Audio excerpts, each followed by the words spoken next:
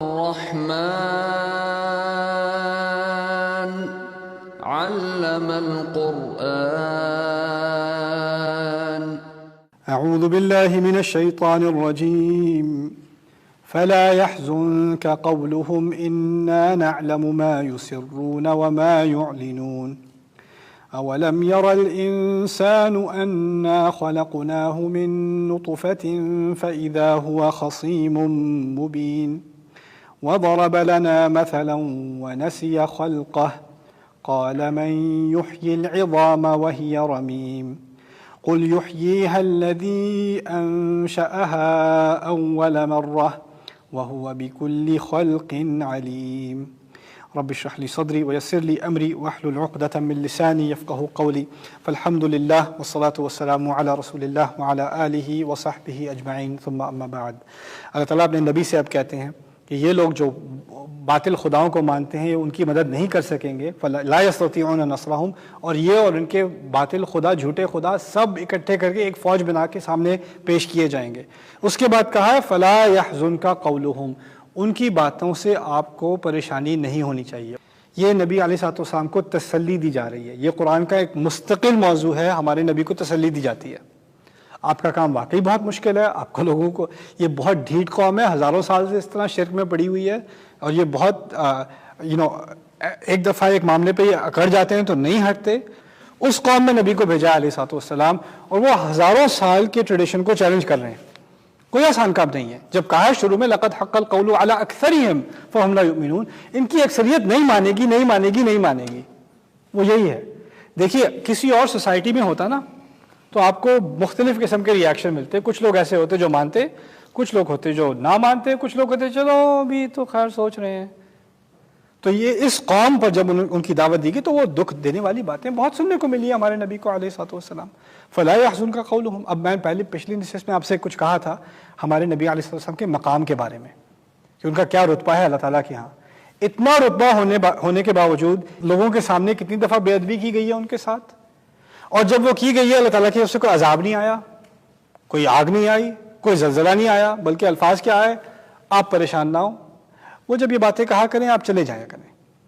وَاهْجُرْهُمْ هَجْرًا جَمِيلًا وَاصْبِرْ عَلَىٰ مَا يَقُولُونَ. وہ جو کہتے رہتے ہیں آپ ان کی باتوں پہ صبر کریں اور اچھے طریقے سے باعزت طریقے سے ادھر سے چلے جایا کریں, نہ سنا کریں. مَا أَنْتَ بِنِعْمَةِ رَبِّكَ بِمَجْنُونَ. اللہ کی نعمت سے آپ میری بات سن لیجئے, آپ پاگل نہیں ہیں. یہ نہیں کہا میں ابھی دیکھنا میں ان کے ساتھ کیا کرتا ہوں.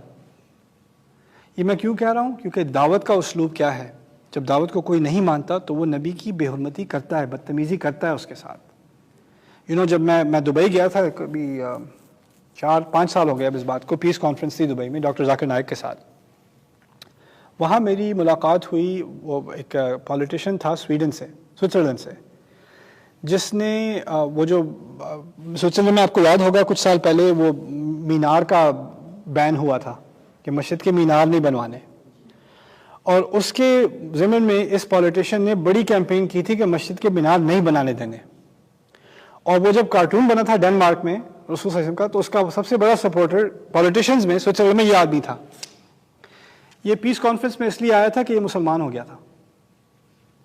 ہی از اے مسلم ناؤ. وہاں آ کے اس نے مجھ سے ملاقات کی, اور اس کانفرنس کے دوران اس کا بیٹا بھی مسلمان ہوا.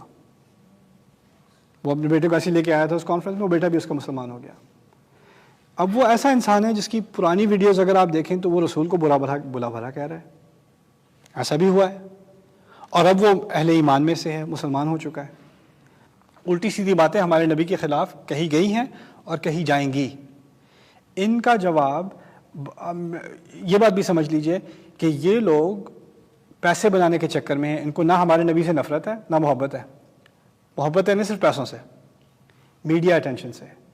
کوئی الٹی سیدھی فلم بناتا ہے, کوئی غصے والا مسلمان اس کو دیکھتا ہے, پھر وہ اس کو وائرل بنا دیتا ہے, اور پھر ان کو بک ڈیل ملتی ہے, میڈیا اٹینشن ملتی ہے, انٹرویوز ملتے ہیں, ایڈورٹائزنگ ملتی ہے, پوری ایک سکیم بن جاتی ہے. اگر وہ کوئی کتا بھونک رہا ہو اور آپ پھر اس سے کہ یہ کتا اس کو بھونکنے کی مجال, اور پھر آپ اس بات کا بتنگڑ بنا دیں, آپ نے اس کو وہی دیا جس کی اس کو خواہش تھی. وہ بھونک رہے تو اس کو بھونکنے دیں. وَاهْجُرْهُمْ هَجْرًا جَمِيلًا. آپ ان کو اچھے طریقے سے چھوڑ دیں.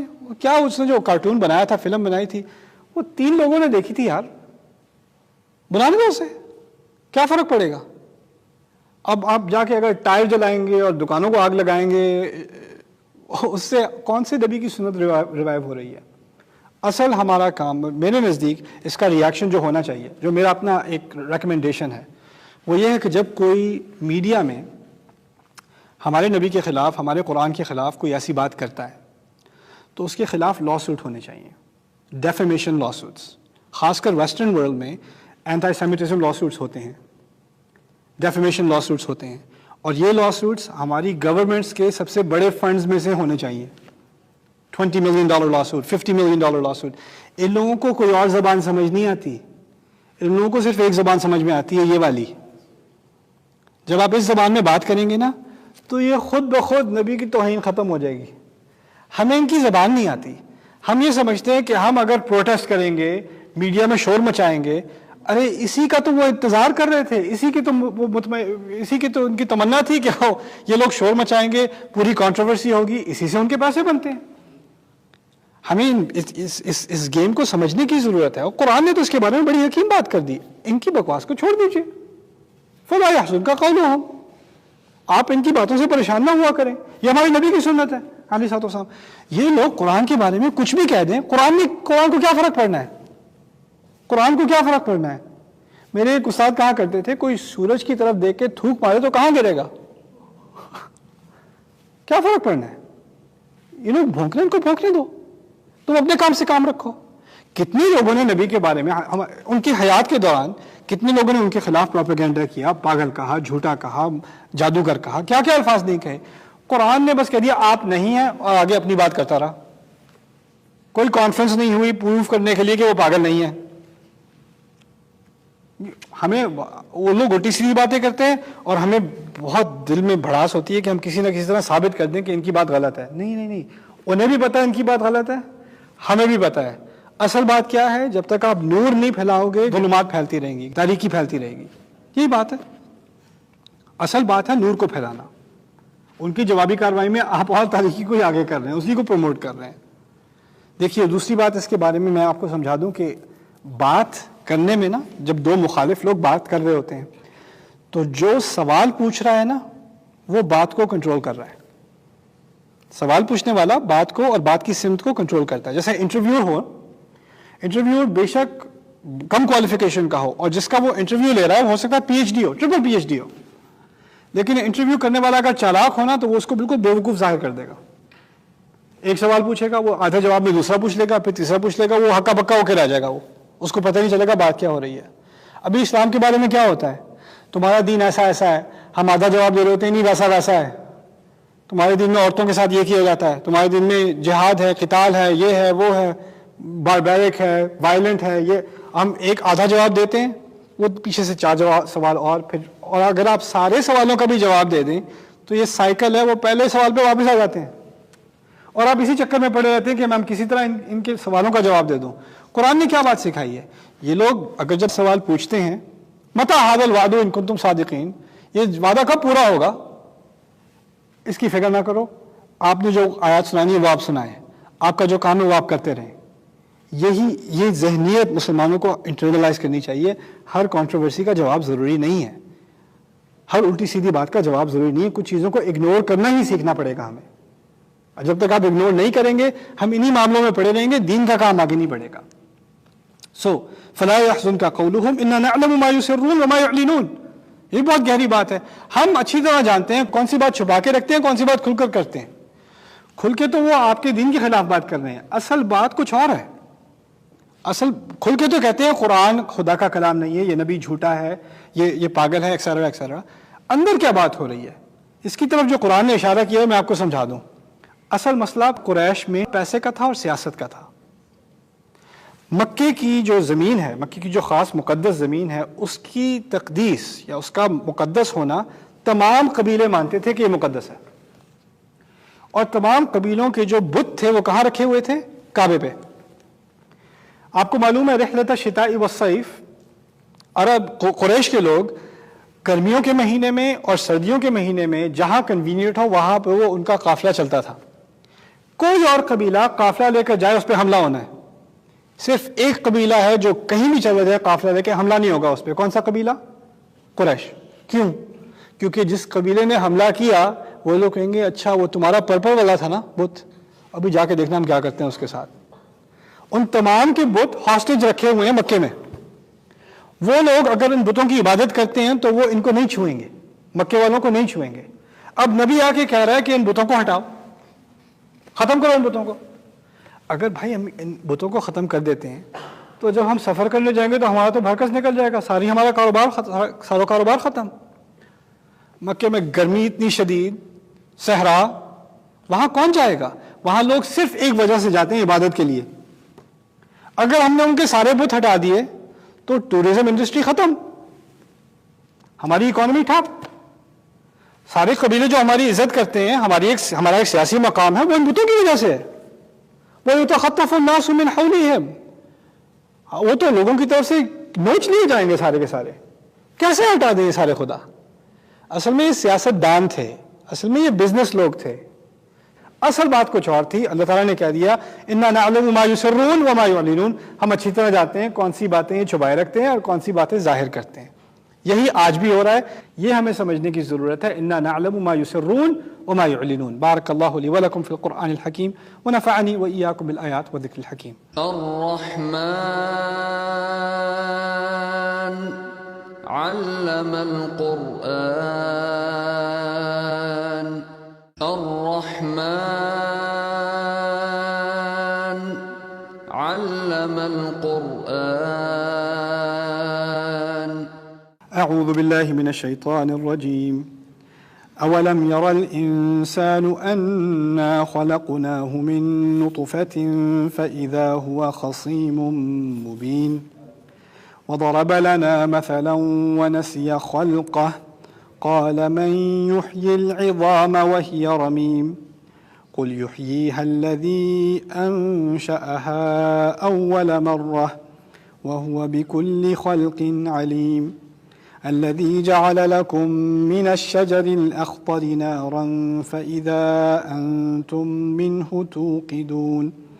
أوليس الذي خلق السماوات والأرض بقادر على أن يخلق مثلهم بلى وهو الخلاق العليم.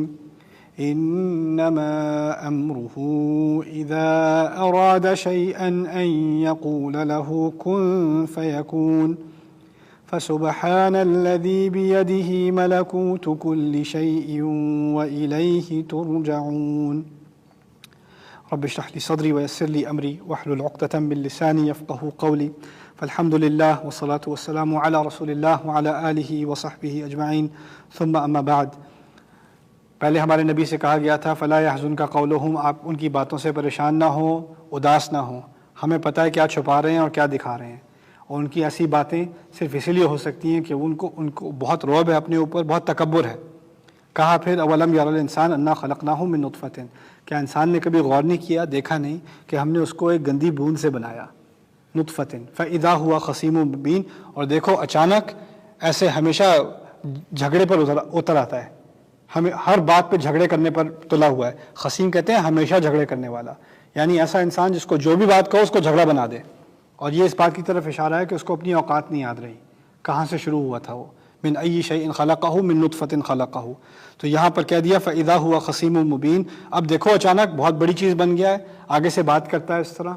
وضرب لنا مثلا ونسی خلقہ، اور ہمارے بارے میں طرح طرح کی مثالیں پیش کرتا ہے، ہمارے بارے میں بڑی تھیوریز پیش کرتا ہے خدا کے بارے میں. خدا ایسا ہوگا ویسا ہوگا، آخرت ایسی ہوگی ویسی ہوگی. ونسی خلقہ، اور اس کو اپنی اوقات نہیں یاد، اپنی شروعات نہیں یاد، اپنی خلقت نہیں یاد، یعنی کس طرح خلق کیا گیا تھا وہ بھول چکا ہے.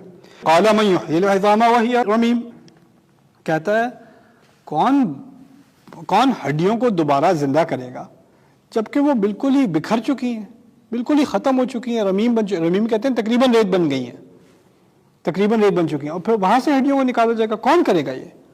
جب اس طرح کے سوال پوچھے جاتے ہیں نا تو اللہ تعالیٰ اس کا پورا سائنٹیفک جواب بھی دے سکتے ہیں، وہ نہیں دیتے. اور جگہ کہتے ہیں، وہ جب کہتے ہیں وَقَالُوا أَإِذَا كُنَّا عِظَامًا وَرُفَاتًا أَإِنَّا لَمَبْعُوثُونَ خَلْقًا جَدِيدًا، وہ لوگ کہتے ہیں کہ جب ہم ہڈیاں بن جائیں گے، بس کچھ بالکل ڈکے ہو چکے ہوں گے، ہمیں کیا نئی خلق بنایا جائے گا، کیا نئی مخلوق بنایا جائے گا، آپ کیسے دوبارہ واپس آئیں گے؟ اللہ تعالیٰ جواب دیتے ہیں قُلْ كُونُوا حِجَارَةً أَوْ حَدِيدًا أَوْ خَلْقًا مِّمَّا يَكْبُرُ فِي صُدُورِكُمْ، جاؤ تم ہڈی نہ بنو، تم جاؤ پتھر بن جاؤ، لوہا بن جاؤ، میں پھر بھی تمہیں لے آؤں گا واپس۔ اور جو تمہارے دماغ میں کوئی اور ایسی چیز آتی ہے نا، اس کو موڑا نہیں جا سکتا، توڑا نہیں جا سکتا، تو وہ بن جاؤ، میں پھر بھی تمہیں لے آؤں گا واپس۔ تو یہاں پر جو کہا ہے مَن يُحْيِي الْعِظَامَ وَهِيَ رَمِيمٌ، صاف صاف جواب کہہ دو قُلْ يُحْيِيهَا الَّذِي أَنشَأَهَا أَوَّلَ مَرَّةٍ، جس نے پہلی دفعہ ہڈیاں اٹھائی تھی وہی پہلی دفعہ وہی دوبارہ اٹھائے گا۔ یہ بھی اللہ تعالیٰ نے پہلے کہا ہوا ہے نا کہ پہلی دفعہ آپ کوئی چیز بناتے ہیں، پہلی دفعہ کسی نے کوئی گاڑی بنائی، پہلی دفعہ کسی نے گھر بنایا، پہلی دفعہ بہت مشکل ہے، آپ دوسری دفعہ بنائیں گے کئی زیادہ آسان ہے۔ کوئی ڈیولپر کوئی پروگرام ہے، کوئی ایپ بنا رہا ہے، پہلی دفعہ ایپ کی کوڈنگ کرے گا بہت مشکل ہے، دوسری دفعہ کرے گا، پہلی دفعہ کا فریم ورک اس کے پاس پہلے ہی ہے نا، اس کی بنیاد پر بنائے گا دوبارہ، بہت آسان ہے، اس سے کئی زیادہ، اور جب بناتا رہے گا اور آسان ہوتا جائے گا۔ اللہ تعالیٰ کہہ رہے ہیں تمہیں پہلی خلق کا تو انکار نہیں ہے، پہلی تمہارے دماغ میں پہلی دفعہ جب بنایا تھا وہ اور مشکل ہونا چاہیے، تو دوبارہ بنانے والی بات ہو رہی ہے، تو اور آسان ہے۔ وَهُوَ عَلَيَّ هَيِّنٌ، یہ تو میرے لیے بہت آسان ہے۔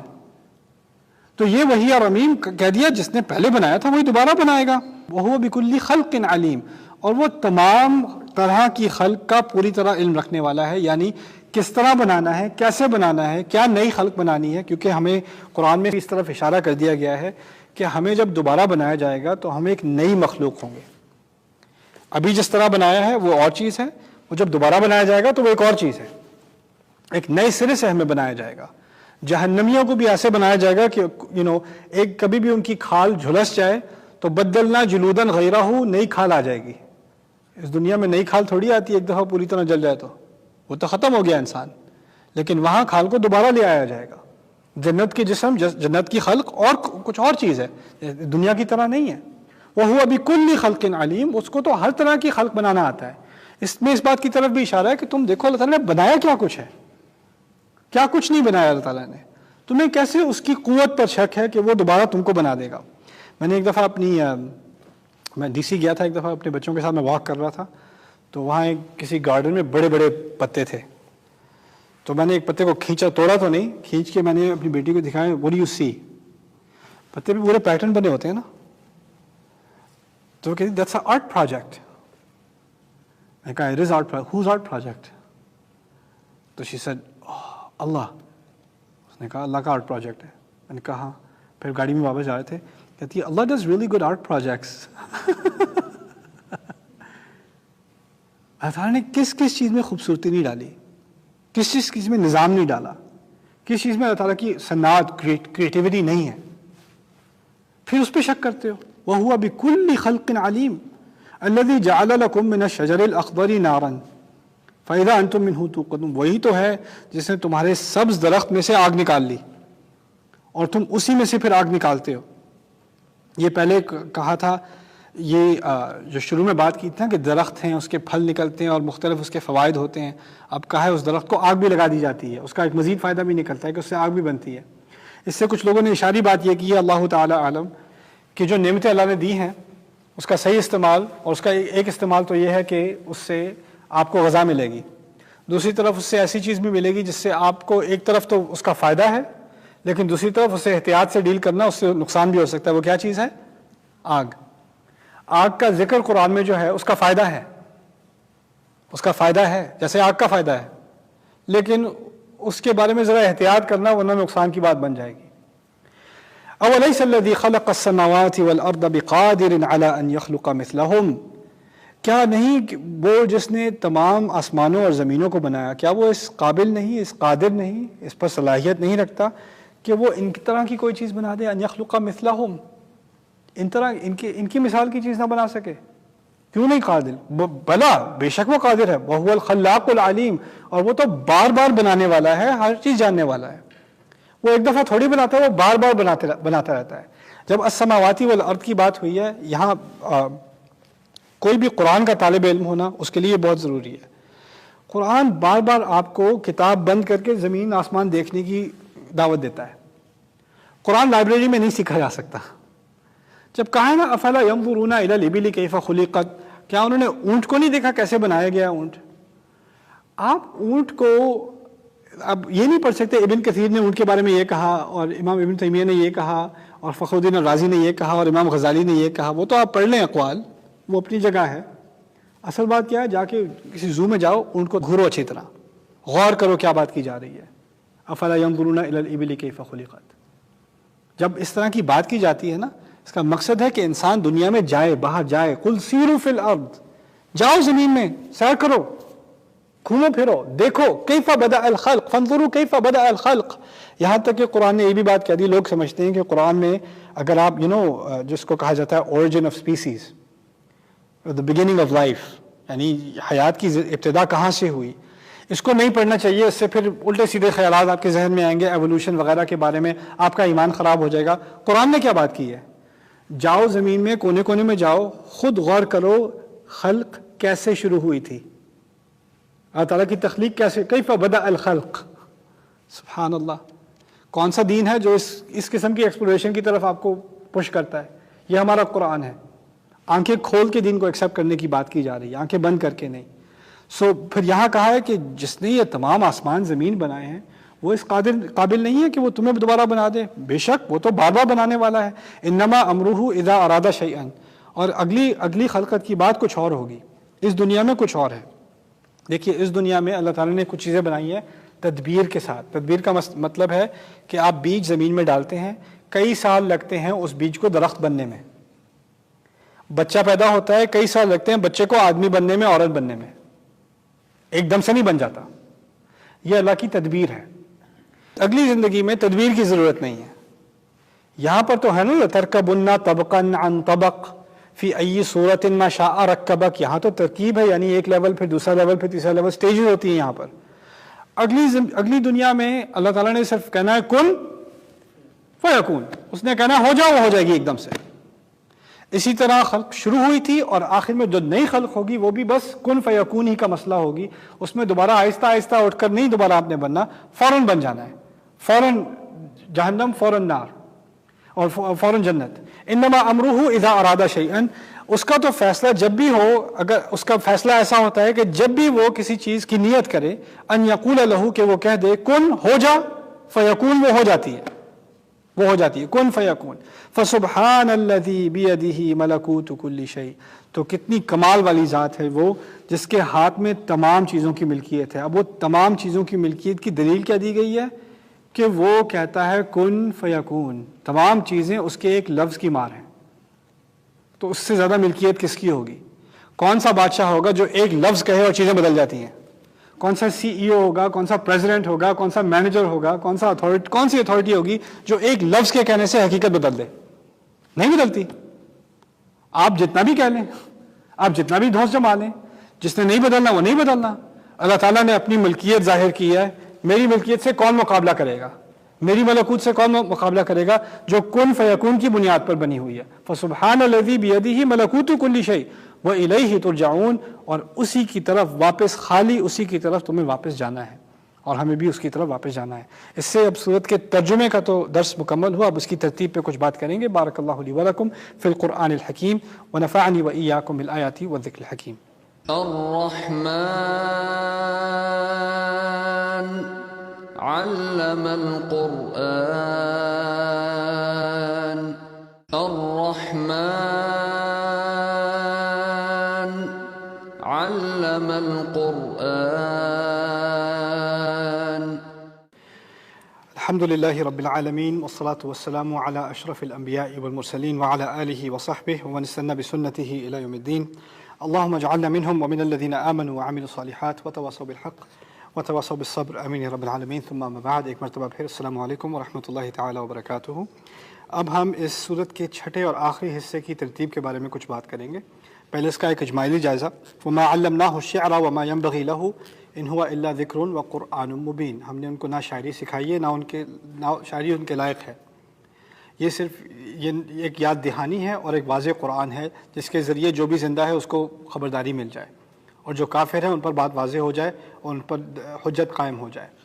یہ پہلی بات کی گئی ہے. میں نے یہاں پر اس کا خلاصہ یہ لکھا ہے، قرآن اللہ کا کلام اور اس کا شاعری سے اعلیٰ ہونا. ٹھیک ہے.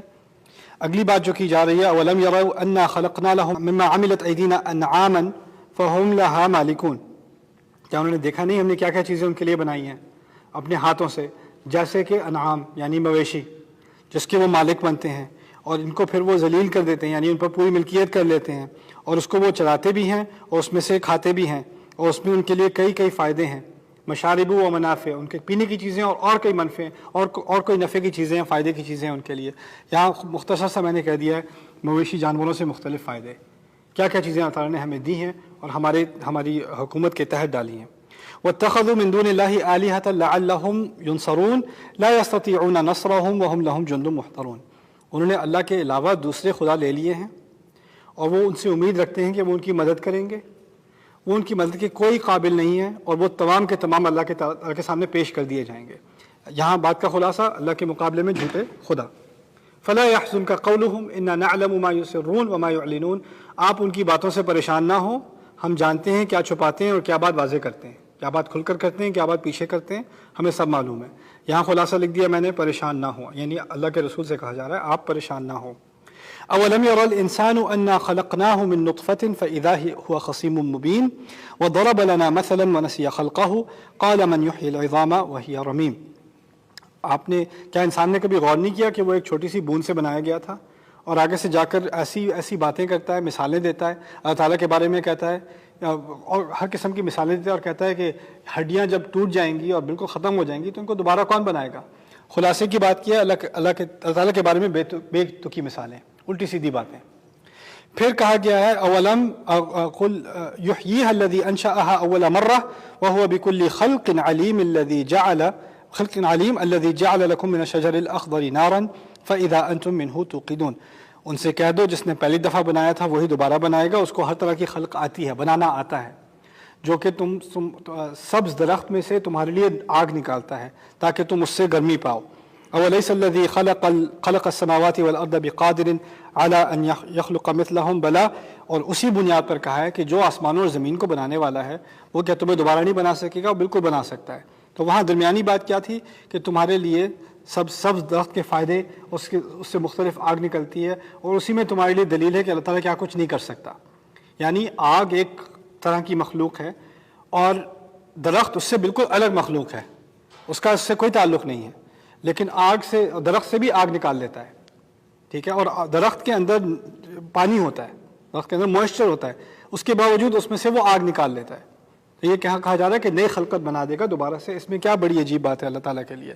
پھر آخری بات جو سورت میں کہی گئی ہے وہ یہ ہے انما امرہ اذا اراد شیئا ان یقول له کن فیکون، جب وہ کسی چیز کا فیصلہ کر لے تو اس کے لیے کہتا ہے ہو جا، اور وہ ہو جاتی ہے، اور اسی کی بنیاد پر اس کی حاکمیت، اس کی ملکوت، اس کی ملکیت سب سے اعلیٰ ملکیت ہے۔ جیسے میں نے آپ سے پہلے کہا تھا کوئی ایک لفظ کہہ کر پوری حقیقت بدل دے، یہ کسی حکمران کی قدرت میں نہیں ہے، کسی کی صلاحیت میں نہیں ہے۔ اب یہاں دوبارہ ایک عجیب عکسی ترتیب ہے جس کو دیکھ لیں، ایک سیمیٹری ہے۔ پہلے اللہ تعالیٰ کے قرآن کے بارے میں بات ہو رہی تھی اور آخر میں کن فیکون کی بات ہو رہی ہے۔ دونوں اللہ تعالیٰ کا کلام ہے کہ نہیں؟ اور دونوں ہی اللہ تعالیٰ کے معجزے ہی ہیں۔ دوسری طرف بات ہو رہی تھی مویشیوں اور جانوروں کے فائدے، اور دوسری طرف کس چیز کا فائدہ؟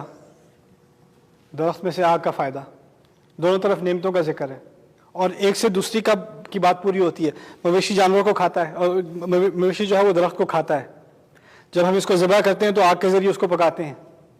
ان دونوں کا ایک دوسرے پر انحصار ہے، دونوں مل کر ہی نعمت مکمل ہوتی ہے۔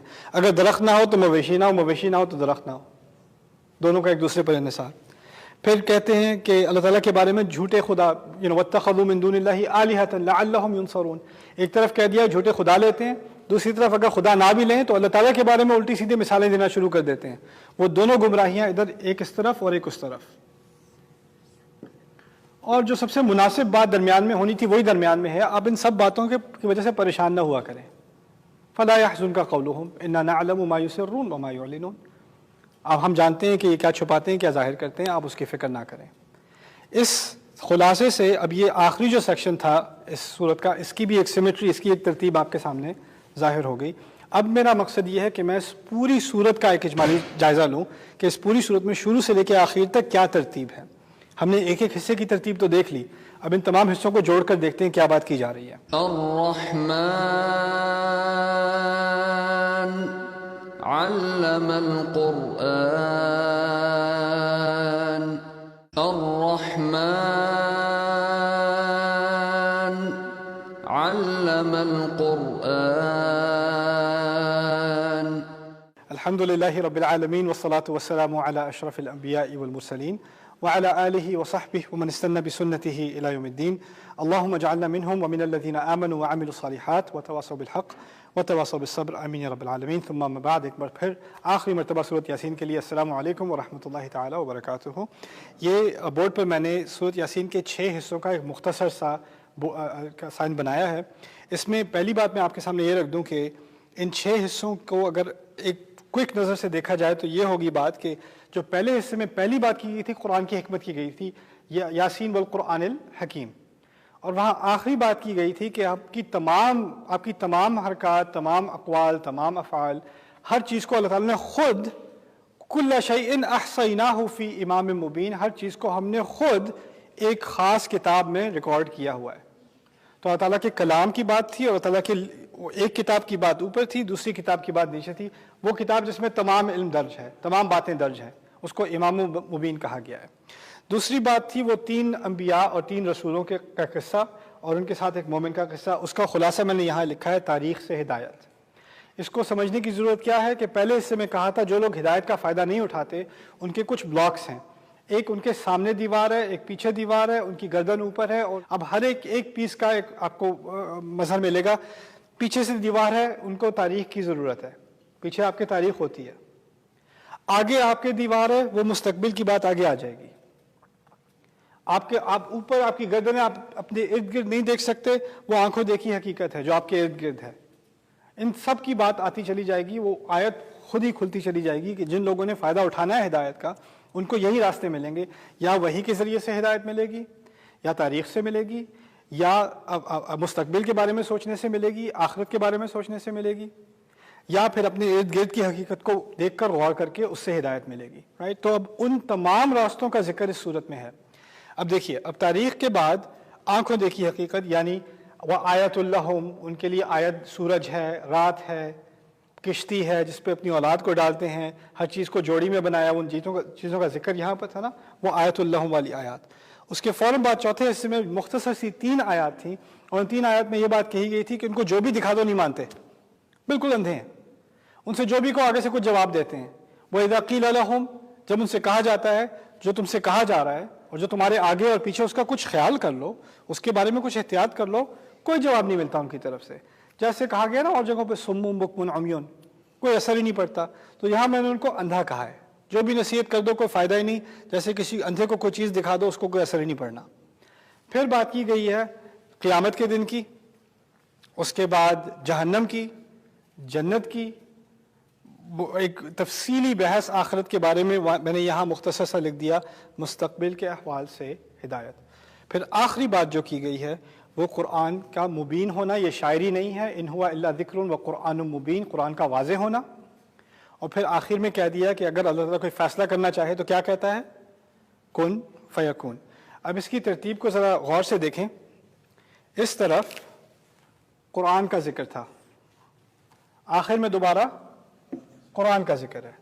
یہاں اللہ تعالیٰ نے تمام چیزوں کو ایک ریکارڈ میں رکھا ہوا ہے، اور یہاں تمام چیزیں اللہ تعالیٰ کے ایک لفظ سے آتی ہیں، کن فیکون.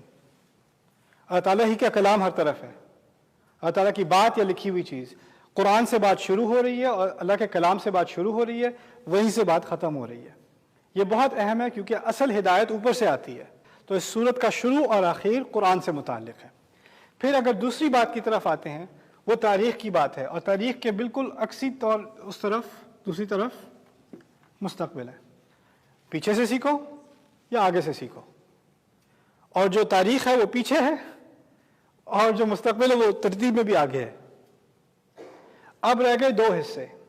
وہ 2 حصے کیا ہیں؟ اپنے ارد گرد کی حقیقت کو دیکھو، غور سے دیکھو، رات پر غور کرو، سورج پر غور کرو، دن پر غور کرو، ایکسیٹرا ایکسیٹرا.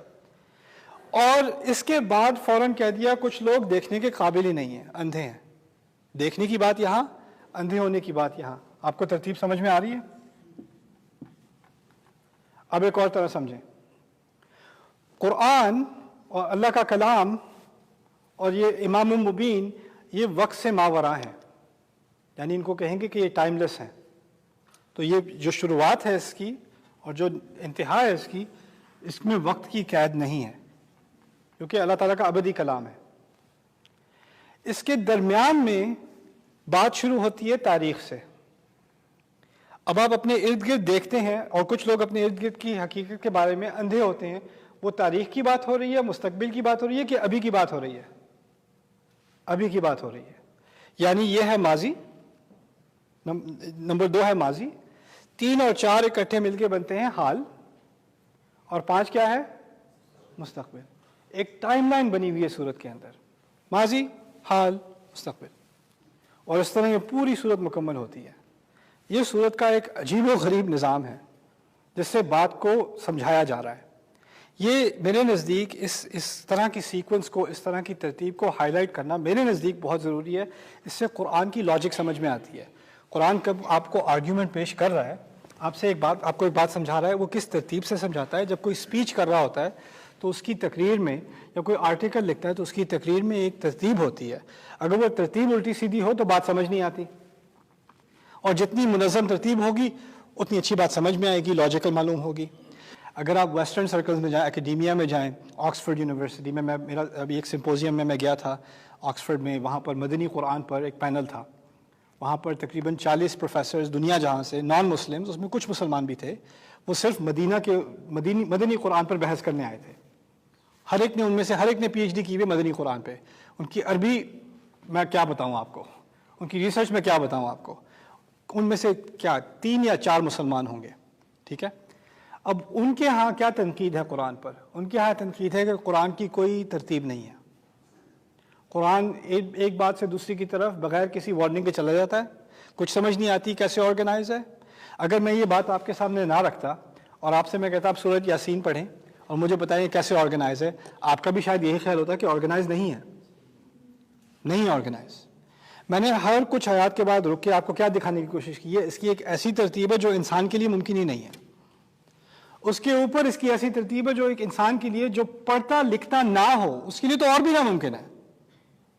اور پھر اس کے مزید کئی صورتیں ایسی ہیں جو ایک دفعہ میں نازل نہیں ہوئیں، جو نازل ہوئیں کچھ ابھی، کچھ بعد میں، کچھ اور بعد میں. اور رسول صلی اللہ علیہ وسلم کو پتا ہوتا تھا کہ یہ آیات اس صورت میں جائیں گی، یہ آیات اس صورت میں جائیں گی، اور بعد میں جا کر یہ تمام نظام مکمل ہوتا ہے. تو یہ چیز ظاہر کرنا میرے نزدیک اس کی بہت اہمیت ہے، کیونکہ ہماری اگلی جنریشن وہ جب قرآن کا ترجمہ پڑھتی ہے تو اس کے ذہن میں ایک کرٹیسزم آتے ہیں.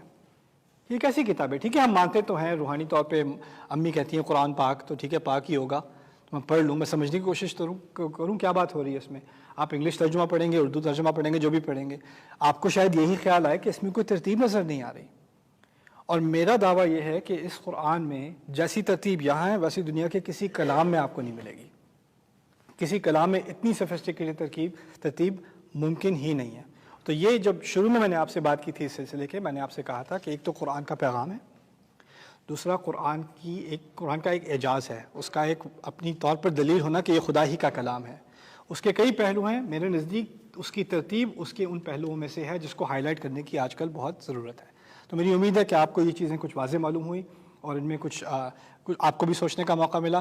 انشاءاللہ آپ اپنے مطالعے میں بھی سوچ کر غور کر کے قرآن کو پڑھا کریں، اس کی آیات پر غور کیا کریں اور سوچا کریں کہ یہ بات کہاں کی جا رہی ہے، اس کے بعد کیا بات کی جا رہی ہے، اس کے بعد کیا بات کی جا رہی ہے. یہ تدبر کا سلسلہ ہے. اللہ تعالیٰ ہم سب کو تدبر کی توفیق دے. بارک اللہ لی ولکم فی القرآن الحکیم ونفعنی وإیاکم بالآیات والذکر الحکیم. السلام علیکم ورحمۃ اللہ تعالیٰ وبرکاتہ. الرحمن علم القرآن